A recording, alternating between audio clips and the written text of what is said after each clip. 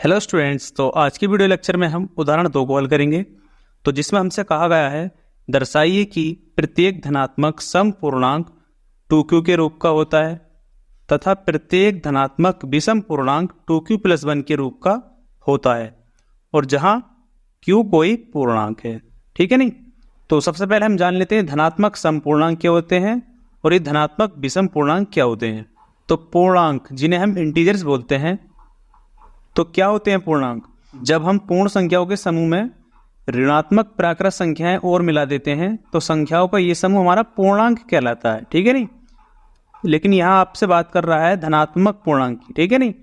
तो धनात्मक पूर्णांक क्या होते हैं ये मैंने आपको पहले ही वीडियो लेक्चर में बताया था। ठीक है नहीं, कि 0 से बड़े पूर्णांक हमारे क्या होते हैं, वो होते हैं धनात्मक पूर्णांक। ठीक है नहीं, क्या होते हैं? धनात्मक पूर्णांक। और 0 से छोटे क्या होते हैं, वो होते हैं ऋणात्मक पूर्णांक। ठीक है नहीं, ऋणात्मक पूर्णांक। तो फिलहाल इनकी तो बात हमें करनी नहीं है और ना ही 0 की बात करनी है, हमें धनात्मक पूर्णांकों की बात करनी है। ठीक है नहीं। अब धनात्मक में आपसे कहा गया है धनात्मक सम और धनात्मक विषम। तो धनात्मक पूर्णांकों में हमारे सम पूर्णांक क्या होते हैं और विषम पूर्णांक क्या होते हैं। तो ऐसे पूर्णांक जो 2 से पूरी तरह विभाजित हो जाते हैं या कट जाते हैं उन्हें हम सम पूर्णांक बोलते हैं। ठीक है नहीं। और ऐसे पूर्णांक जो 2 से पूरी तरह विभाजित नहीं होते हैं या नहीं कटते हैं उन्हें हम विषम पूर्णांक बोलते हैं। ठीक है नहीं। तो सम पूर्णांक क्या होते हैं, जैसे 2, 4, 6, 8। ठीक है नहीं, और भी बहुत से हो सकते हैं। और विषम पूर्णांक क्या होते हैं, 1, 3, 5, 7 और यहाँ भी बहुत से हो सकते हैं। ठीक है नहीं। तो सबसे पहले हम हल लिख लेते हैं। ठीक है नहीं। तो हल लिखने के बाद आपको एक धनात्मक पूर्णांक मान लेना है। ना आप सम मानेंगे और ना ही आप विषम मानेंगे। क्यों? क्योंकि सम और विषम तो हमसे दर्शाने के लिए कहा गया है, तो इसलिए हम केवल धनात्मक पूर्णांक मान लेंगे। तो मानते हैं, माना ए कोई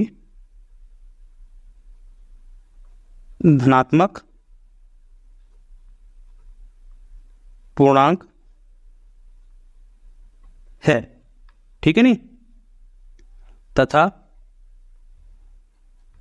बी जिसे हम भाजक बोलते हैं वो हमारा कितना दिया है, जो क्यू का गुणांक होता है वही हमारा क्या होता है, भाजक होता है। तो यहां पर 2 दिया है तो हम लिख लेते हैं 2 और ब्रैकेट में लिख देते हैं दिया है।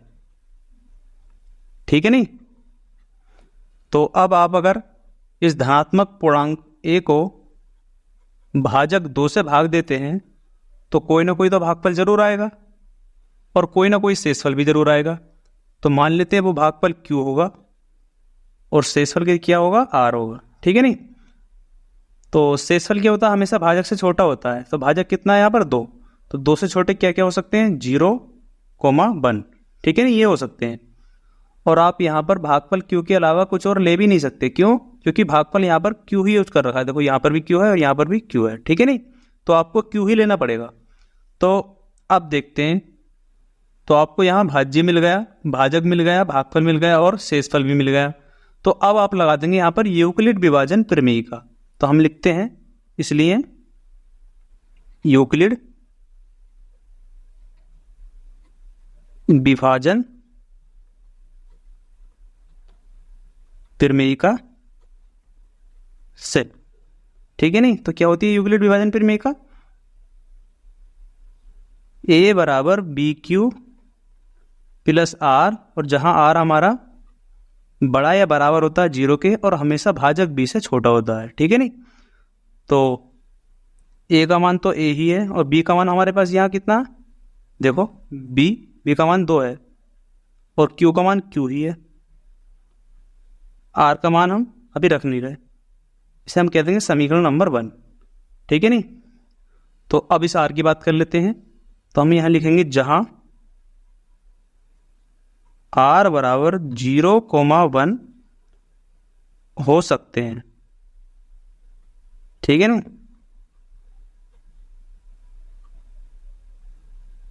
तो आर के मान हमारे क्या हो सकते हैं, 0 या 1। तो अब हम यहां लिखेंगे, अब r बराबर 0,1 को क्रम से समीकरण 1 में रखने पर, ठीक है नहीं। तो अब हम r बराबर 0 और 1 को क्रम से समीकरण 1 में रखेंगे, यानी पहले हम समीकरण 1 में 0 रखेंगे और उसके बाद हम समीकरण 1 में 1 रखेंगे, ठीक है नहीं। तो रखते हैं पहले 0। तो a बराबर 2q प्लस 0, तो इसे हम क्या ले सकते हैं, a बराबर 2q, क्योंकि 0 जोड़ें या घटाएं कोई फर्क नहीं पड़ता, ठीक है नहीं। तो अगर मैं इसे 2 से भाग दूं तो ये पूरा पूरा कट जाता है 2 से, तो ये क्या हो गया, एक समपूर्णांक। हम लिख देंगे यहां पर समपूर्णांक, ठीक है नहीं। तो अब हम समीकरण 1 में r बराबर 1 रखते हैं, तो क्या बनेगा, a बराबर 2q प्लस 1, ठीक है नहीं। तो हमें ये दिख रहा है कि ये 2 से पूरा पूरा विभाजित नहीं होगा, ठीक है नहीं। तो इसलिए ये क्या होगा, एक विषम पूर्णांक। तो हम लिख देंगे विषम पूर्णांक, ठीक है नहीं। तो हमने देखा समपूर्णांक 2q के रूप का होता है और विषम पूर्णांक 2q प्लस 1 के रूप का होता है, ठीक है नहीं। तो हम यहां लिख देंगे, अतः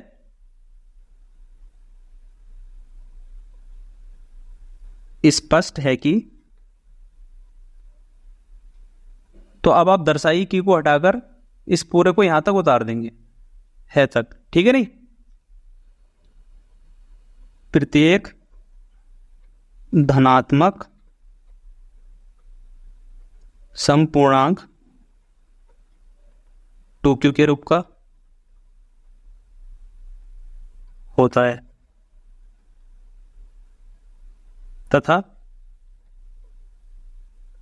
प्रत्येक धनात्मक विषम पूर्णांक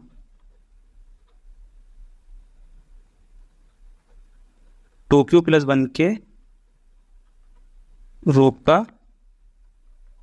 होता है, ठीक है नहीं। तो यही हमें सिद्ध करना था, तो हम यहां पर लिख देंगे इति सिद्धम।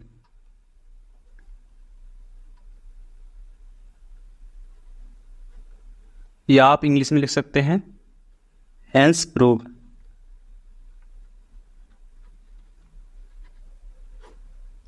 ठीक है नहीं।